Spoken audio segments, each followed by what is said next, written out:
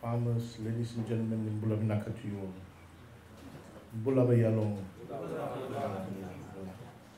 This place, Bilelebu, also known as the Salad Bowl of Fiji, is a renowned place. When we used to be in high school or primary school, we used to read about this place. This is a leading area with regard to horticultural crop production.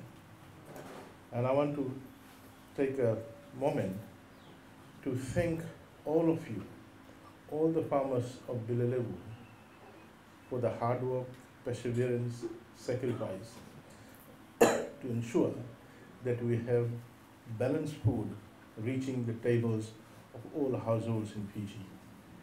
Vegetables from this area are transferred to the towns right up to Rekireki on this side, in the Western Division, and in the Southern Division, it is transported to Suva, Saratoga, Suva, Nabua, roadside stores, and vegetables are also exported to Australia, New Zealand, America.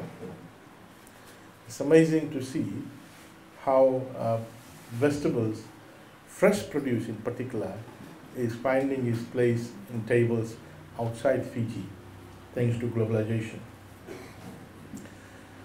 We now have competing areas in Nandi, Lautoka, Grasa, Ba, Nukuloa, Rekireki, and Suva as well, Central Division, where there are now increasing volumes of produce supplied to not only Fiji, but external markets.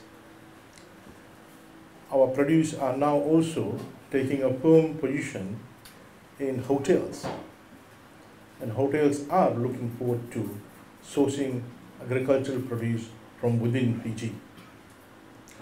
We've been having talks with the tourism sector, with the hotel industry.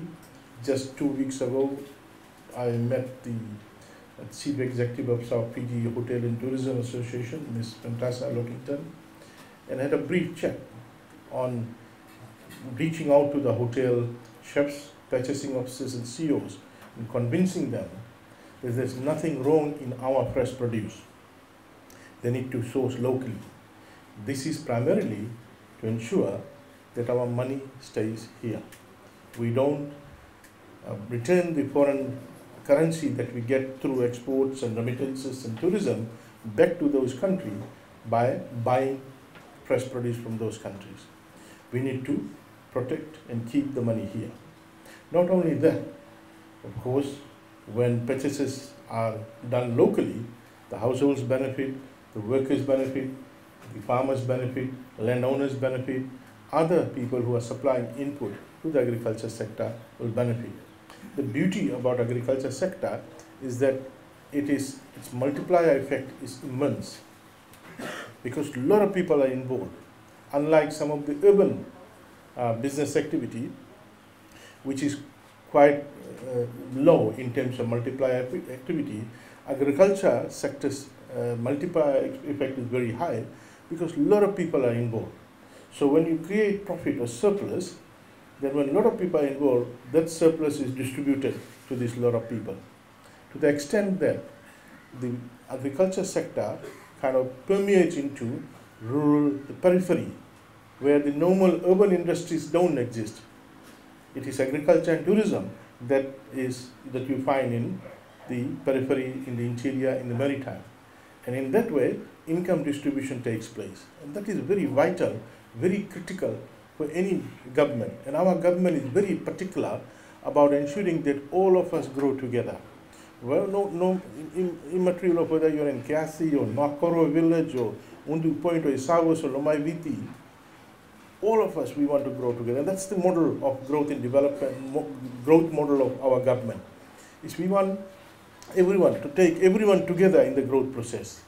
And that is why you see that level of interaction with ministers and prime minister is happening throughout the country when we go to commission projects, push programs, that we allow ourselves to be interrogated by people, to open up for, and because we want to get the feedback, and that feedback is then pushed into the policy formulation and budget formulation. Ladies and gentlemen, in this agricultural equation, technology is key. Without technology, without investment in technology, we will not be able to push the production frontier. There is a limit to the extent to which we can push productivity increases via basically simple changes on the farm. Beyond that limit, we need to introduce new technology, enhance the fundamental binding constraints. And one of the fundamental binding constraints in agriculture is soil quality, soil fertility. And today we are here to launch a very important innovation and technology that is brought right to the farmer's field. No longer you have to travel to Sigatoka taking your soil sample. No longer you have to submit your soil sample and then say that it is lost. No longer you have to talk to the testers, the analysts, and discuss remotely. The soil testing will be done on your farm immediately. Sample will be taken immediately. We now have the pleasure to launch formally today a mobile soil testing vehicle, which will be accessible to you anytime you want. We want our commercial farmers, semi-commercial farmers to take advantage to ensure you plant the right crop on the piece of land that you have. Or it gives you an opportunity to plan how you want to adjust the fertility of your soil, because you will now know what is the composition, fertility composition, nutrient composition of your soil. Without having a quality soil, you can't grow a crop with that particular yield. Your productivity will be affected, your production will be affected, your quality of your produce will be affected.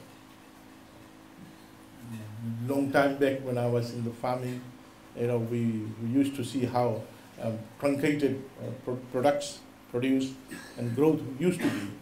And one of the contributing factor was lack of balanced nutrition in the soil. So ladies and gentlemen, it's my pleasure today to formally launch this mobile soil testing vehicle that will be available at your doorstep to test the soil and give you first-hand information and interpretation of what is the status, what should be the fertility status of the various nutrients and micronutrients, and how you could enhance that and get your soil to that level for that particular crop. So our team will tell you what should be the fertility level if you want to grow okra or baigan or just remember that number 6 of export crop is horticultural crops. So 1 is kava, 2 is dalo, 3 is turmeric, 4th is ginger, 5th is horticultural crops that is exported. So congratulations to the horticultural farmers in this area.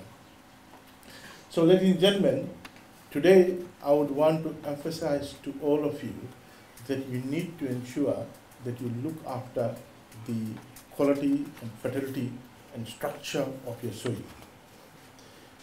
Long-term growth and development of agriculture sector rests fairly and squarely on how you look after the quality of your land, particularly soil quality.